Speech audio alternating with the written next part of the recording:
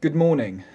So I've had a lot of feedback since I first started making videos, so I've decided to distill all of the questions, comments and requests into today's video, where I've highlighted some of the most salient and recurring pointers which I'm going to address right now.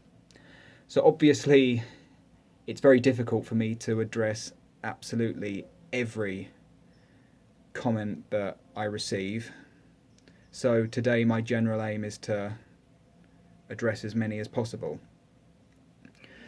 So, first question is on daily tasks and non-negotiables. So I suppose the question would be, how do I get my child to maintain an acceptable level of personal hygiene, i.e. toothbrushing and bathing? So what I've got to say about that is, if your child doesn't deem something to be important, then it's of no relevance to them whatever. We have this kind of sphere of importance and significance, and absolutely nothing can just creep into it or encroach it. We have to completely understand what it is and why it's important before we take it on.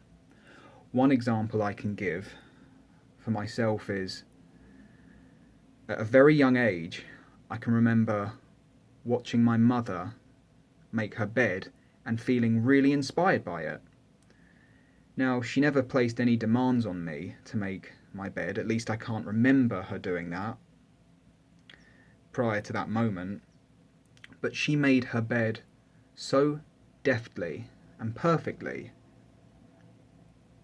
that it inspired me to do the same. And ever since then, I've prided myself on being quite an adept bed maker. And that's because it's part of my sphere of importance. I incorporated it into that sphere. I know exactly why it's important to have high standards in some areas and to maintain personal hygiene. With teeth brushing specifically, I suppose that's just something we find at some point along our journey. We find why it's important. So I can remember a few years ago, noticing tiny little trivial things about my teeth and gums, to the point I became quite obsessed with them. And then it kind of really instilled discipline, to the point where now, I'm on top of it all the time. Not that I wasn't on top of it as a child, but I didn't really know what I was doing. I was just brushing my teeth mechanically. I never refused to do any of that kind of thing. So find a way instead of finding a way for them to brush their teeth, find a way for your child to incorporate something into their sphere of importance. Find a way to impart the importance of why we do certain things, like brush our teeth or shower or treat other people kindly. That's just something that you can facilitate, rather than directly instructing them on how to do so. Okay, second question is what to do when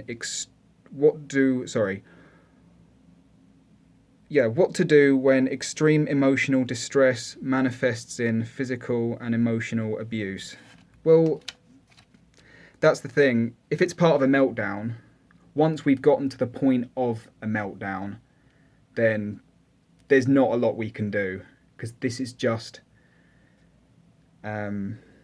very intense anger, very intense emotion surging through us, trying to find the nearest exit.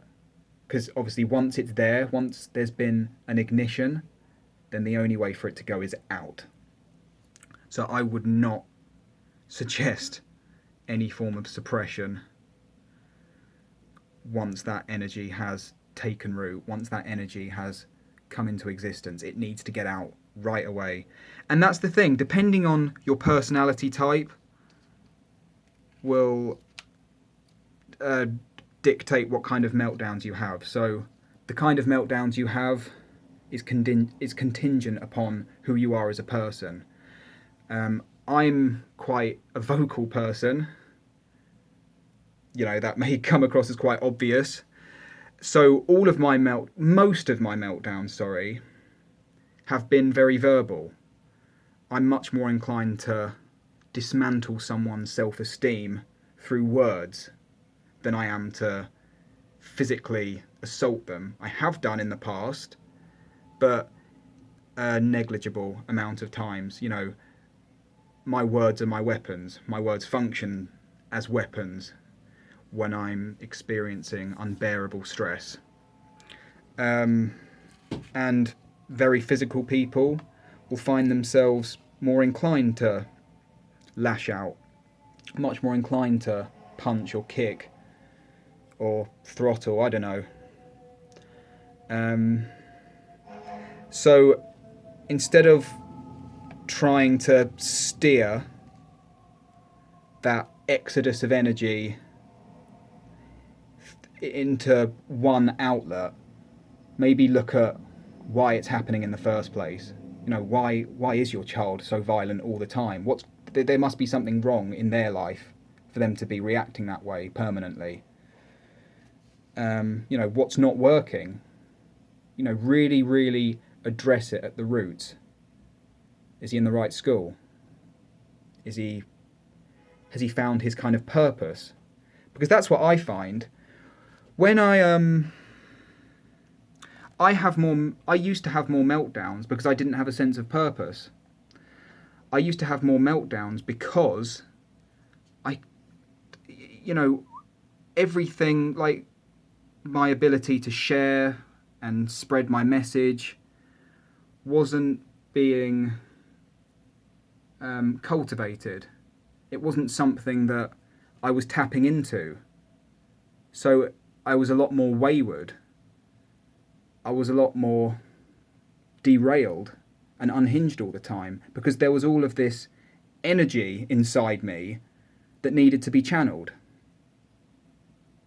That's why bad repetitive habits like excessive binge drinking and drug taking became very appealing to me at one point, because it was like, oh, I've got all of this energy inside me that's just looking for a way out. So I'd be extra sensitive, I'd be more susceptible to comments and everything else. I was just this quivering ball of nerves all the time. Anything could set me off. And as soon as I found things that I was passionate about, things that I was kind of good at, and a way for people to like pleasantly receive my energy rather than being completely bombarded by the intensity of it, then, you know, life just made more sense. I was more poised, I was more sturdy, and that's something I've not let go of. So you know, that's the thing. I think a lot of our purposes become apparent when we're having meltdowns. Like, we can really see, well, at least when I see people with PDA having a meltdown, it's like, oh, that makes sense. Like, even though it's kind of like dark and destructive and dangerous, it's like, wow, look at all of that. It's like a masterpiece. It's like total unbridled expression. So maybe try and see meltdowns in that way, as difficult as it is.